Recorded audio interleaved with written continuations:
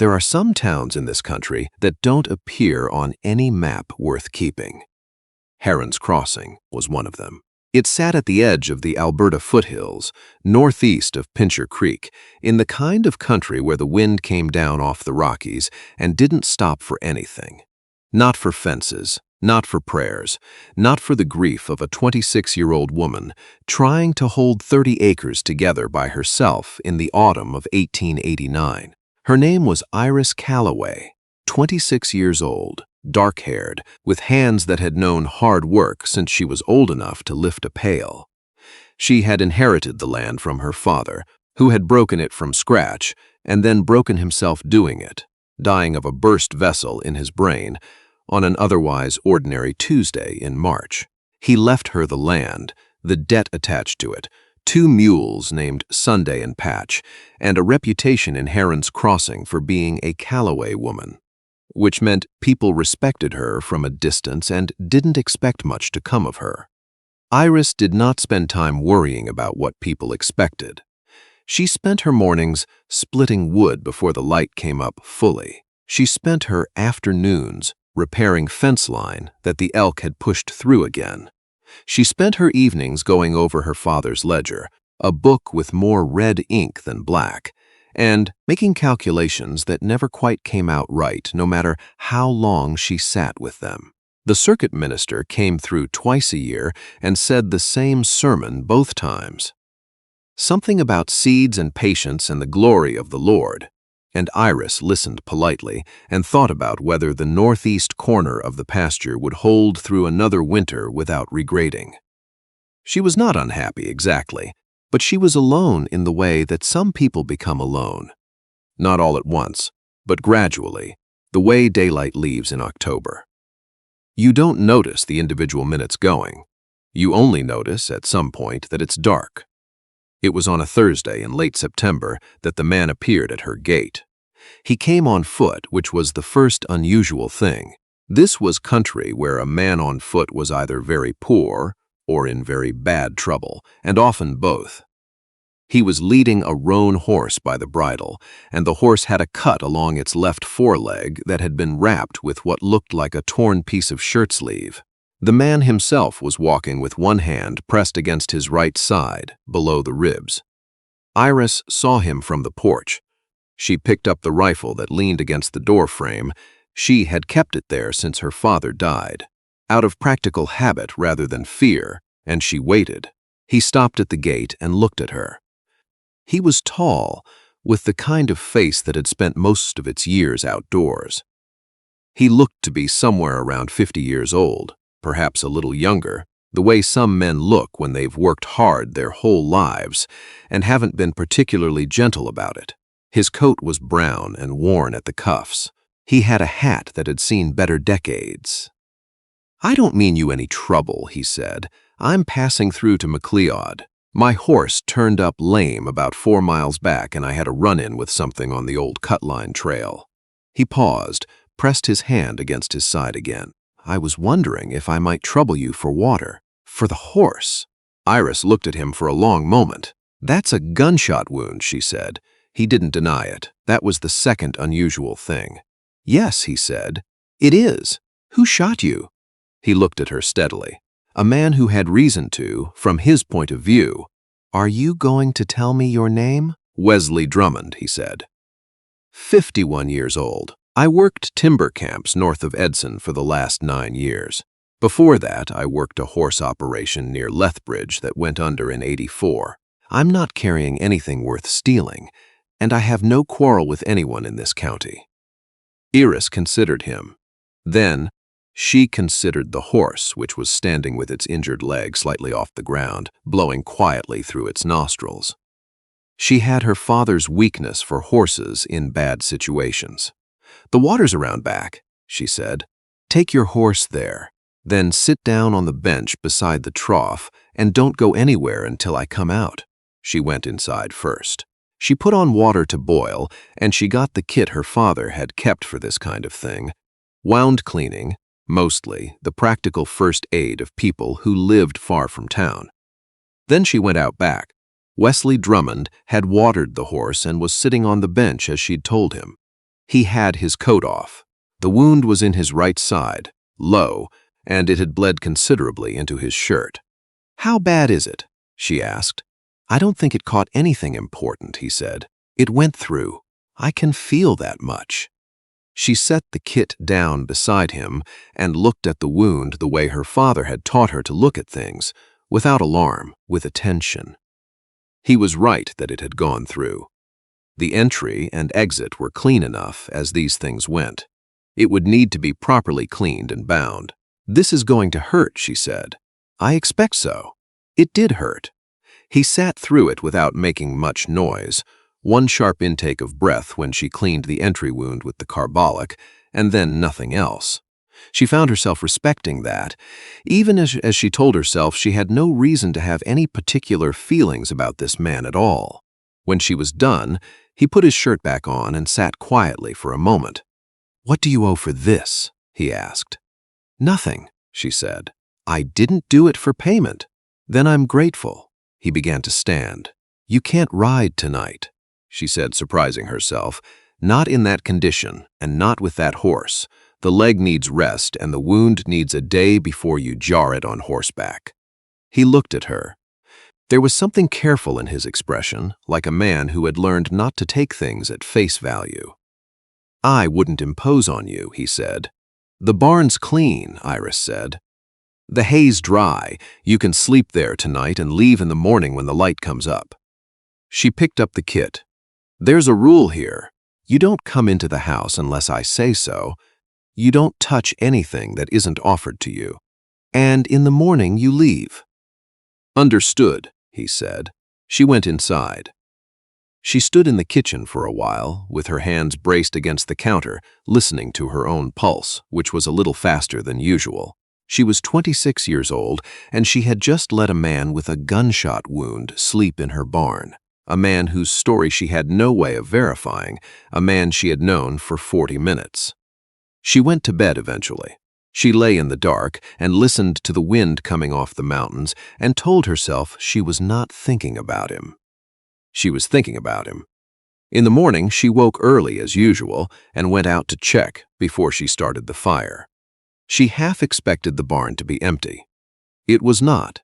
Wesley Drummond was awake, sitting in the hay with his back against the wall, and he had already repaired a section of the door hinge that had been sticking since July.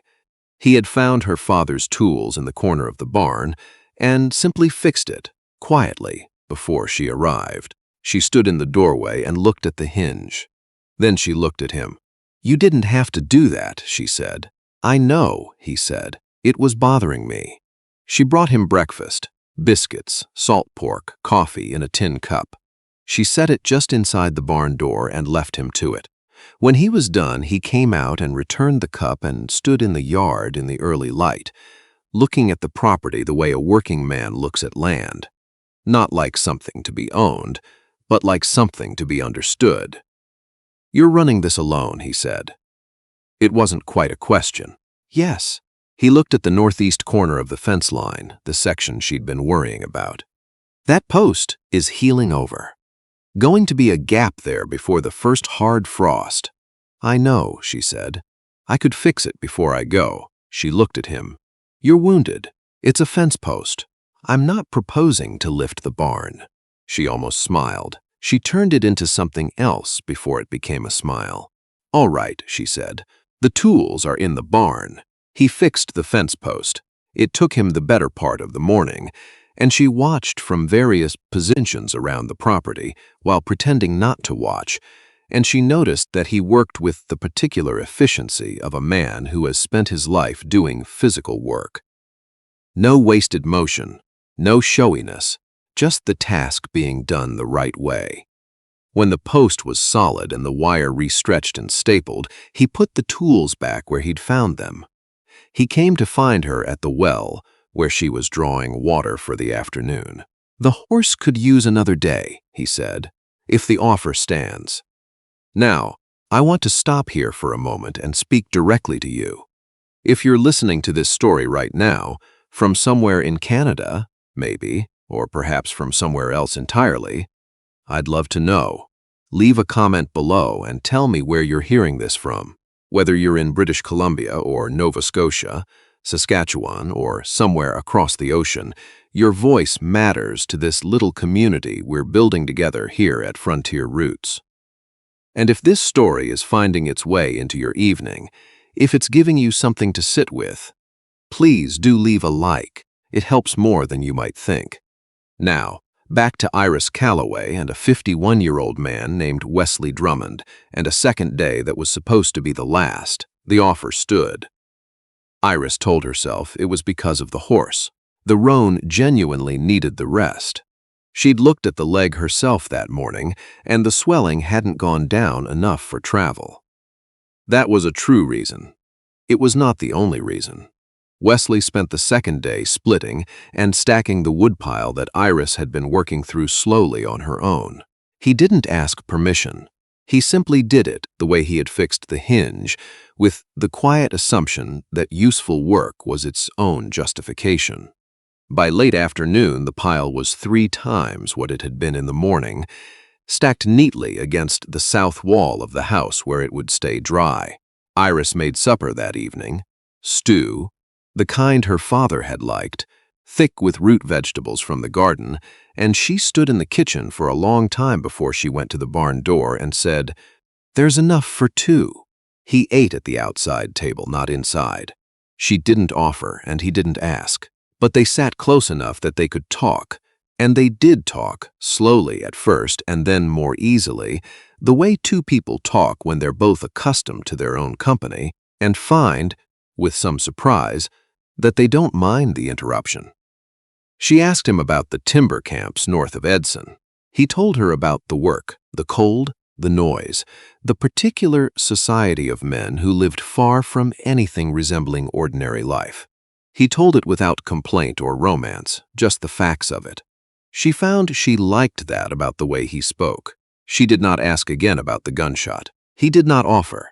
But the following morning, when she went to the barn, she found him sitting on the floor with a folded piece of paper in his hands, looking at it the way you look at something you've been carrying for a long time and aren't sure what to do with anymore. He didn't hide it when she came in. He set it on the hay beside him. "You should probably know," he said, "what you've got in your barn." She sat down on the fence rail near the door. "All right," he told her. His name was in fact Wesley Drummond. He was 51 years old, as he'd said. But 9 years ago, before the timber camps, he had been a stock inspector for the territorial government in the Northwest. An honest job, by most accounts. He had reported a land fraud operation being run by 3 men out of Calgary, men who were reselling homestead claims that didn't legally exist, taking money from settlers who arrived to find their parcel already occupied or non-existent. He had turned over his evidence to the appropriate authority. The appropriate authority had turned out to be business partners with one of the 3 men. The case had been buried. Wesley had been dismissed. One of the 3 men, the youngest of them, a man named Ferris, who had done the most of the actual fraud and who had never suffered a day for it, had apparently decided, 9 years later, that Wesley Drummond, knowing what he knew, was still a loose thread worth trimming. The paper was a letter. It was from a lawyer in Calgary, addressed to Wesley, informing him that a formal inquiry into the original land fraud had been reopened by a new territorial judge who had no connection to the men involved. The inquiry was looking for Wesley as its primary witness. Ferris, it appeared, had found out about the letter before Wesley did. Iris sat with this for a while. "So the man who shot you," she said, "works for Ferris, or worked for him. I imagine Ferris didn't plan to need a follow-up. He thinks you're dead. Presumably." She looked at him. He was 51 years old, and he was sitting in her barn with a healing bullet wound and a letter that could put someone important in prison, and he had fixed her fence post and stacked her wood and eaten her stew at the outdoor table because he hadn't asked to come inside. "The inquiry," she said. "Where do you need to be?" "Calgary. Within the month." She was quiet. "The road to McLeod's safe enough," she said at last. "The cut-line trail where you were shot, that's the route Ferris's man would expect you to use. If you go south first and come up through Claresholm, you'll add a day, maybe 2, but you won't be where anyone's looking." He looked at her for a long time. "You know this country well. My father surveyed most of the county lines west of here," she said. "I've ridden all of it." There was a pause. "I'll leave tomorrow," he said. "Yes," she said. And then, "Unless the horse needs more time." The horse, it turned out, needed 1 more day. Then, the wound needed a day, because when he tried to lift the saddle the following morning, the effort pulled something, and he went white around the mouth and had to sit down and not say anything for several minutes. Then there was a hard frost that locked the ground overnight and made travel genuinely inadvisable until it thawed by midday. He stayed 4 days in total. On the last morning, he saddled his horse before she came out, and he tied his bedroll and his saddlebag and stood in the yard waiting for her. She came out and saw him ready to go and felt something in her chest that she did not immediately name. "The stack should last you past January," he said, meaning the wood. "After that, you'll need another half-cord at least." "I know that," she said. "Right." He settled the reins in his hands. "Miss Calloway, Iris." He looked at her. The morning light was coming flat and cold off the mountains, the way it did in October, and she was 26 years old, and she had known this man for 4 days. "If the inquiry goes the way the lawyer thinks it will," he said, "I'll be in Calgary through most of November. After that, I expect I'll be looking for work." She said nothing. "I don't know this part of the country well," he said. "But I know land work, timber, horses, fencing. I know what 30 acres of foothill country needs to get through a winter." She looked at him. "Are you asking me something?" she said. "I'm telling you something," he said carefully. "What you do with it is up to you." He left. She watched him go down the road south, the roan moving sound now, until he was out of sight. Then she went inside and stood in the kitchen for a long time, and the house was quiet in the way it always was, but it felt a different kind of quiet than before. She did not hear from him for 6 weeks. In that time, she regraded the northeast corner of the pasture. She hauled the last of the garden root vegetables into the cellar. She paid down a portion of the ledger debt from the sale of 2 of her father's horses. Animals she'd been putting off selling because it felt like a defeat, and then she sold them because it needed doing. And it was fine. She was capable of more than she felt, most days. That was something her father had told her when she was young, and she was beginning to think he had been right. The letter came in mid-November. It was written in a careful hand on good paper, the kind a man uses when he is being deliberate about something. "Dear Iris," the inquiry concluded last Tuesday. "I was told my testimony was the central piece of it and that Ferris will face criminal proceedings in the new year. The lawyer says it will likely result in a conviction. I don't know yet what that means for me practically, but I find I'm not as concerned with that as I am with other things. I have been offered a position with a horse operation near High River. The pay is fair. But I find that High River is not particularly where I want to be. If there is still a barn in Heron's Crossing that needs a tenant, I would like to come back and discuss that properly, if you're willing. Not to stay in the barn. To discuss it. I realize I am 51 years old, and you are 26, and that this is a strange thing to be writing. I realize it may be unwelcome. I would rather know that directly than wonder." Wesley Drummond read the letter twice at the kitchen table. Then she went out and split a good portion of wood she didn't technically need to split yet, because she needed somewhere to put the feeling that was happening in her chest. Then she came back inside, and she wrote a letter of her own.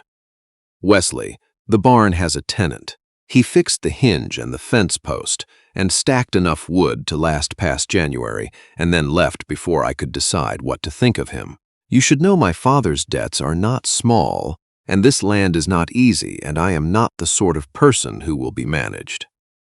Come and discuss it if you want to. I'll make stew. Iris Calloway." He arrived at Heron's Crossing on a Friday afternoon in late November, riding the roan, which had healed up without a trace of the earlier limp. She met him at the gate the same way she had met him the first time, except there was no rifle in her hands. He noticed that. "Different reception," he said. "You're expected this time," she said. He came inside. They had supper at the kitchen table, the first time he'd eaten indoors at her house, and they talked for a long time about the land and the debt, and what 30 acres could realistically support if it was managed right. And some of it was practical conversation, and some of it was something else entirely, and neither of them was in a hurry about any of it. He did not stay that night. He rode to town and took a room at the boarding house, and came back in the morning, and the morning after that, and eventually the mornings accumulated into something that didn't need explaining anymore. He was 52 by the time they were married, in the spring, by the circuit minister, who had come through with his one sermon about seeds and patience. Iris, 27 years old, listened to the sermon this time and thought there was more to it than she had previously given it credit for. They registered the land under both their names at the territorial office in McLeod. The clerk there looked at the two of them, the 52-year-old man with the weathered face and the 27-year-old woman with the direct gaze. And he said, "Long partnership," and Wesley said, "Starting one," and Iris didn't say anything because she was busy thinking that the northeast corner of the pasture was going to need regrading again before June, and she needed to remember to tell Wesley, who she had already learned was the kind of man who would simply do it once told, without discussion, which was a quality she had not known until recently that she particularly valued. The land did not get easier. That is not how land works. But it got more possible the way most things do when two people who are honest with each other decide to face them together. The debt came down. The herd came up. The ledger, by the winter of 1891, showed more black than red for the first time in 5 years. Wesley never talked much about the Ferris case once it was resolved.